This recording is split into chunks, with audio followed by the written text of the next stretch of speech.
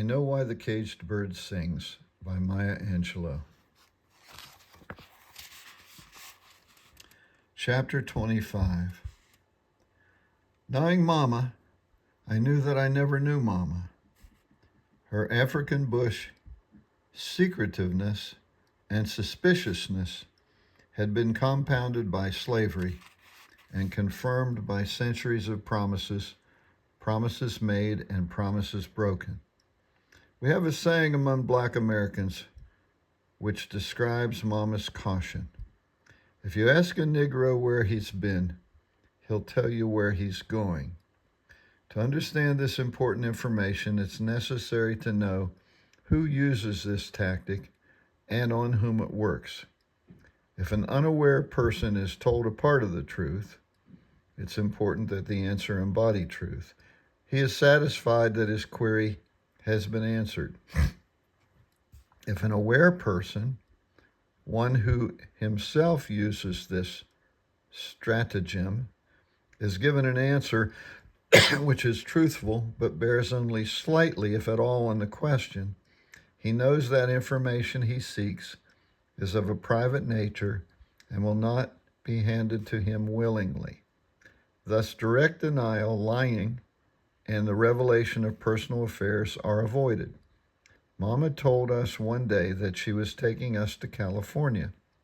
She explained that we were growing up, that we needed to be with our parents, that Uncle Willie was after all crippled, and that she was getting old.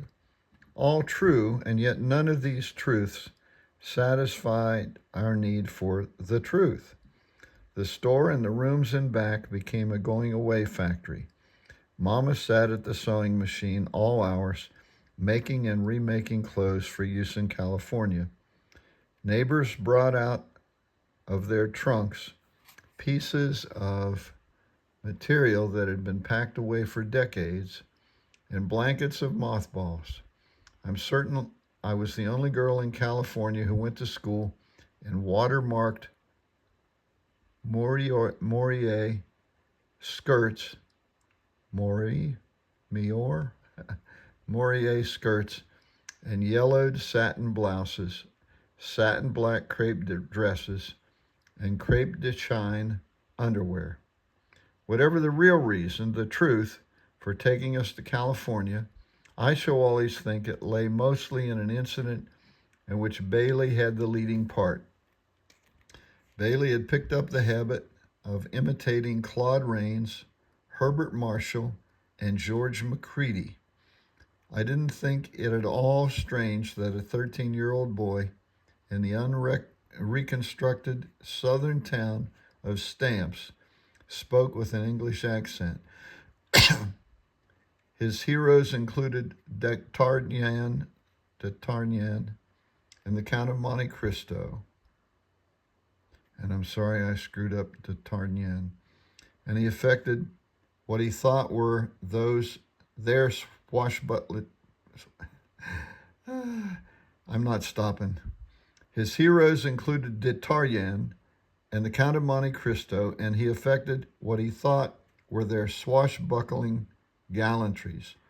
On an afternoon a few weeks before Mama revealed her plan to take us west, Bailey came into the store shaking. His little face was no longer black, but a dirty, colorless gray. As was our habit upon entering the store, he walked behind the candy counter and leaned on the cash register. Uncle Willie had sent him on an errand to White Folks Town, and he wanted an explanation for Bailey's tardiness. After a brief moment, our uncle could see that something was wrong, and, feeling unable to cope, he called Mama from the kitchen. "What's the matter, Bailey, Jr.?" He said nothing. I knew when I saw him that it would be useless to ask anything while he was in that state. It meant that he had seen or heard something so ugly or frightening that he was paralyzed as a result. He explained when we were smaller that when things were very bad, his soul just crawled behind his heart and curled up and went to sleep. When it awoke, the fearful thing had gone away. Ever since we read The Fall of the House of Usher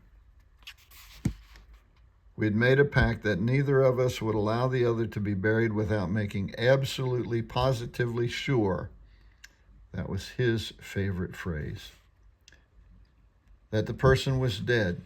I also had to swear that when his soul was sleeping, I would never try to wake it, for the shock might make it go to sleep forever. So I let him be, and after a while, Mama had to let him alone too. I waited on customers and walked around him or leaned over him, and as I suspected, he didn't respond.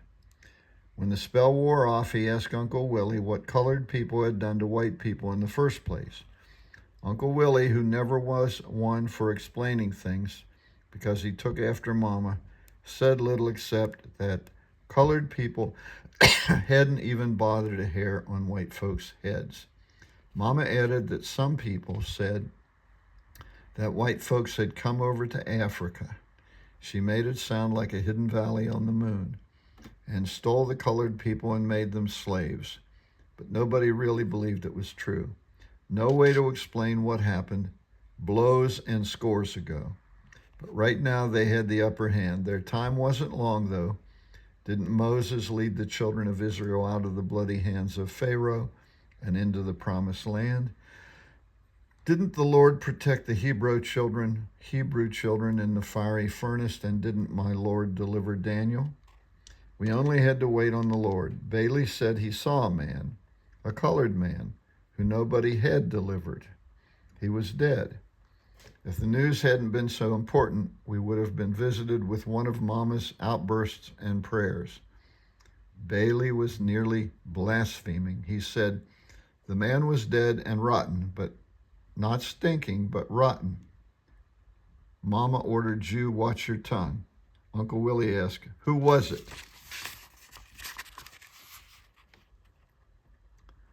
Bailey couldn't let go of the horror. I picked up a side of the sheet and walked right in the calaboose with the men. I walked in the calaboose carrying a rotten, dead Negro. His voice was ancient with shock. He was literally bug-eyed. The white man played like he was going to look us all up in there, but Mr. Bubba said, oh, Mr. Jim, we didn't do it. We ain't done nothing wrong. Then the white man left and said we boys couldn't take a joke and opened the door. He breathed his relief. Whew, I was glad to get out of there. The calaboose and the prisoners screaming. They didn't want no dead nigger in there with them. Again, I apologize for the pejorative term. That he'd stink up the place. They called the white man boss. They said, boss, surely we ain't done nothing bad enough for you to put another nigger in here with us, and a dead one at that. Then they laughed. They all laughed like there was something funny. Bailey was talking so fast he forgot to stutter. He forgot to scratch his head and clean his fingernails with his teeth. He was away in a mystery, locked in the enigma that young Southern black boys start to try to unravel from 7 years old to death. The humorless puzzle of inequality and hate. His experience raised the question of worth and values of aggressive inferiority and aggressive arrogance. Could Uncle Willie, a black man, Southern, crippled moreover, hope to answer the questions both asked and unuttered? Would Mama, who knew the ways of the whites and the wiles of the blacks, try to answer her grandson, whose very life depended on his not truly understanding the enigma? Most assuredly not. They both responded characteristically. Uncle Willie said something like he didn't know what the world was rating.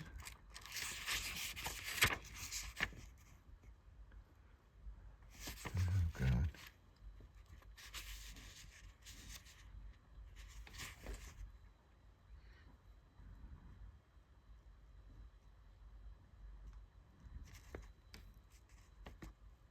Coming to. I'm sorry, I sometimes forget which page I'm on. Didn't know what he's coming to, and Mama prayed, God rest his soul, poor man. I'm sure she began piecing together the details of our California trip that night. Our transportation was Mama's major concern for some weeks. She had arranged with a railroad employee to provide her with a pass in exchange for groceries. The pass allowed a reduction in her fare only, and even that had to be approved, so we were made to abide in a kind of limbo until white people we would never see, in offices we would never visit, signed and stamped, and mailed the pass back to Mama. My fare had to be paid in ready cash. The sudden drain on the nickel-plated cash register lopsided our financial stability. Mama decided Bailey couldn't accompany us since we had to use the pass during a set time, but he would follow within a month or so when outstanding bills were paid. Although our mother now lived in San Francisco, Mama must have felt it wiser to go first to Los Angeles, where our father was. She dictated letters to me advising them both we were on our way. And we were on our way, but unable to say when. Our clothes were washed, ironed, and packed. So for an immobile time, we wore those things, not good enough to glow under California's sun. Neighbors who understood the complications of travel said goodbye a million times. Well, if I don't see you before your ticket comes through, Sister Henderson, have a good trip and hurry back home. A widowed friend of Mama's had agreed to look after, cook, wash, clean, and provide company for Uncle Willie. And after thousands of arrested departures, at last we left Stamps. My sorrow at leaving was confirmed to a gloom at separation.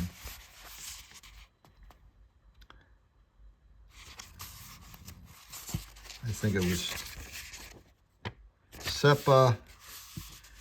separating from Bailey for a month. We had never been parted. The imagined loneliness of Uncle Willie.